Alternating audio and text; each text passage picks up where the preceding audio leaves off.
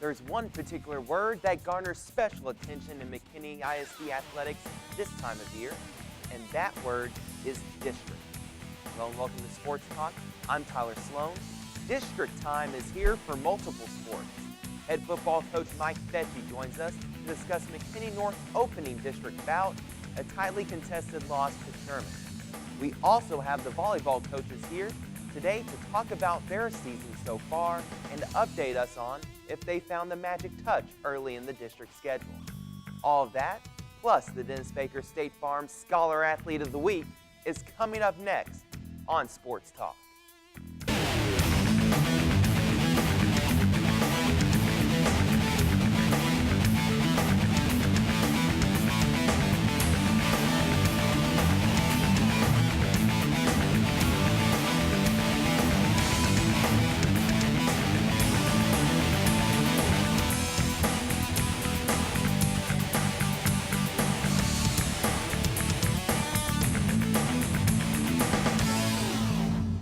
A hard-fought game with the McKinney North Bulldogs falling to Sherman 55-44, a high-scoring affair, nearly combined 100 points. I'm joined by McKinney North's head coach Mike Fecci. And Coach, it was a game where it was back and forth. You were down early 21-0. You ended up tying the game in the third quarter at 38-all.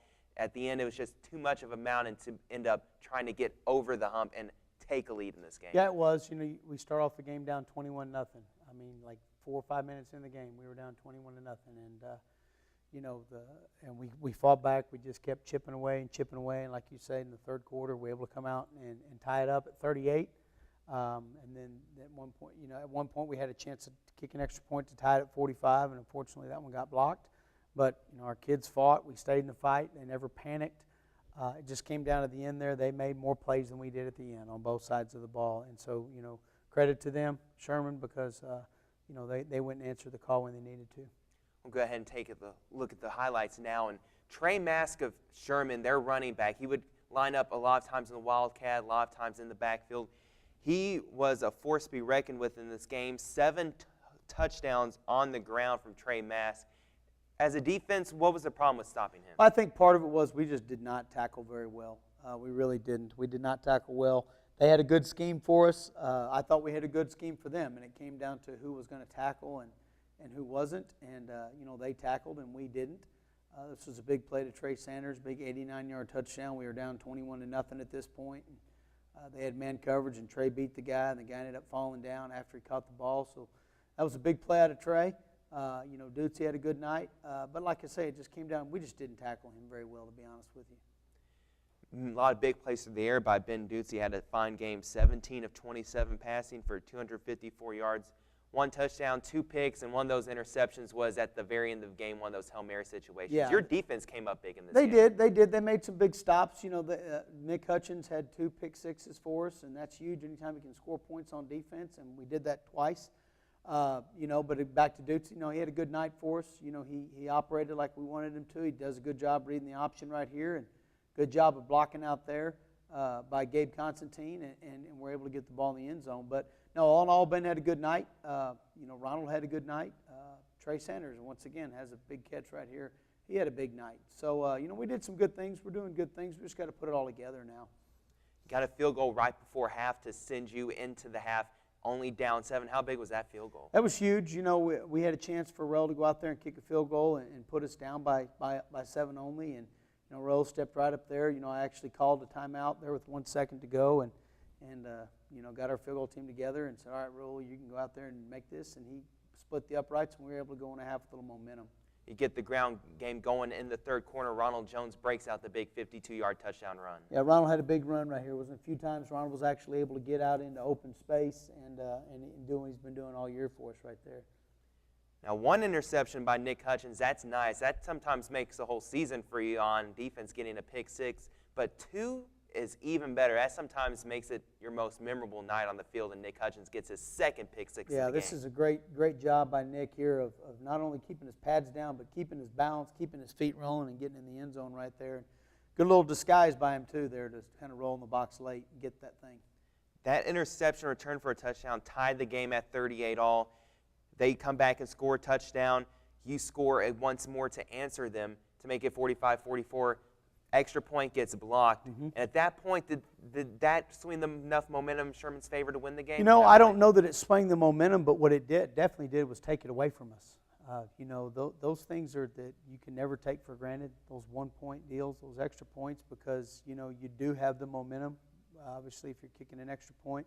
I don't know that it swang in their favor, but it definitely didn't stay in ours. And they were able to get a pretty decent little kickoff return after that, and then kind of go down on the field to us. And you know, and so, yeah, it's one of those things that, you know, we got to understand the situation and understand that Sherman's going to come with everything they have here, because if we make this, it's tied. If we don't, we're down still. And it was late in the ball game, and, you know, we'll shore that up and get that fixed. Sherman knew coming into this game that your strength was on the ground, running it with Ronald Jones, and they forced Ben Ducey to make a couple of tough throws. He'd made them at times. He was really good in this game. Yeah, he did. He did a good job. You know, Ben takes what's there. He reads the defense like he's supposed to. You know, with the exception of, like you say, he did throw 2 picks. One of them was on a Hail Mary at the end of the game, which, yeah, it counts, but that's one of those deals. The other one, he just misread a deal, and you know, and he threw a pick. But other than that, he played really well. He led us well. He took some hellacious shots and kept getting right back up like he always does. And you know, he's a tough kid and a great leader, and he's having a good year up to this point. Jones, by the way, still 116 yards rushing, even in the night where you know, everything was expected to come to him, and he had a tough sledding down there. Yeah, he did. You know, they had a good plan for Ronald. They put people up in there, and you know, he was not able to actually get in the open space very much. So the 116 yards, he had to earn them, and he did. You know, he kept his pad level down. He took care of the ball well and earned those 116. And the guys up front did a good job. You know, Sherman's D-line is one of the better ones in our district, without a doubt, and we did a good job against them. Defensively, obviously, Trey Mask ate you up on all sides of the field, and you were impressed with their quarterback, Case Rowland. This is his first year as a varsity starter. Yeah, you know, he's a bigger kid, and we knew he had a good, strong arm. We had seen that in film, but he made a couple throws against us where he made some big-time throws, and where there was a very, very small window, one third down in particular. They ran Mask on a wheel route out of the backfield, and Dimitri Parrish was right there in trail coverage, and we had a safety over the top, and the only choice they had to complete it is to actually, you know, throw that ball on our line, and to be about a 30-yard throw, and so that's a very, very tough pass to complete, and that's what the kid did. He threw it about, you know, 10 feet off the ground on a rope and hit Mask on the dead run, and they were able to convert that third down.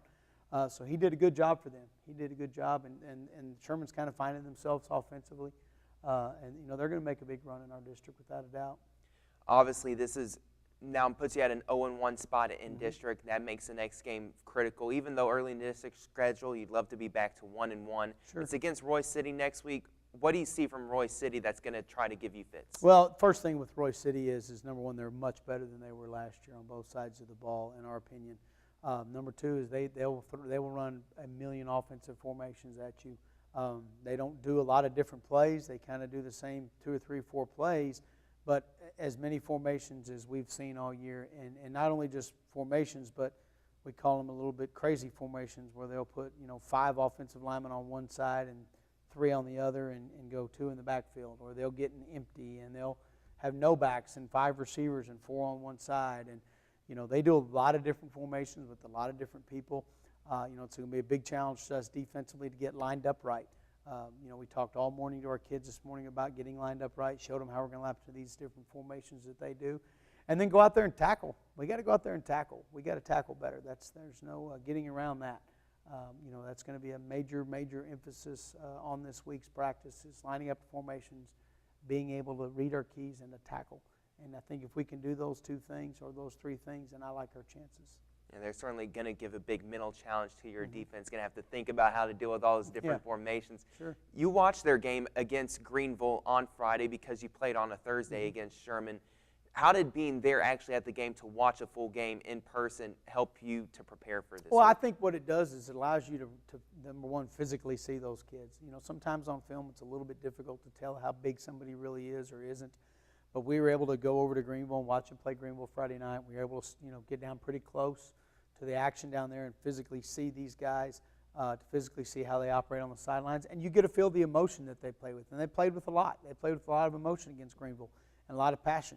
And, you know, we anticipate that from them coming out. You know, Greenville, and, you know, I know we don't play Greenville, but Greenville played with a lot of emotion. Greenville's significantly better. Kind of like we said, you know, going into this whole deal all along, everybody's better in this district. And You know, you look up and everyone thinks the world's coming to an end with Denison, and they beat Wiley East. You know, so it's going to be a dogfight. It's going to come down to week 10 of this thing. We just got to make sure that we go out this week, take the first step we need to take to get us on the plus side of this thing, and then just take it week by week and get to week 10 and see where we are. You know, Royse City, Denison, Wiley, along with Sherman, are the teams right now that you're chasing there in the district schedule. With all the different results, obviously Denison pulling out that 1-point victory against Wiley East, and then Wiley beating Lovejoy. Lovejoy right now using a backup quarterback injury to Bowman Sells there. This district race is really all over the map at this point. It is. You know, I still think that, you know, Wiley is probably the front runner in the whole thing, but that being said, you know, anybody can beat anybody, and it's really going to come down to week 10. I really think week 10 is when this thing will all be answered. You know, it makes it fun, but it also makes it challenging, you know, where every week we have to go out and be prepared. Our kids have to be prepared, and, you know, and we have a chance in every ball game that we play, and from here on out, we just got to go out and do what we do, continue to get better, work on the things we need to work on during the week, and our kids step up and go make plays, and then see where we end up. Well, you need a win at this point, Coach. Good luck against Royse City on Friday. I appreciate trying to it. get the job Thank you. done. McKinney North Bulldogs have a big game against Royse City. It'll be at Royse City Friday night, 7:30 kickoff. Bulldogs looking to even their district record at 1-1.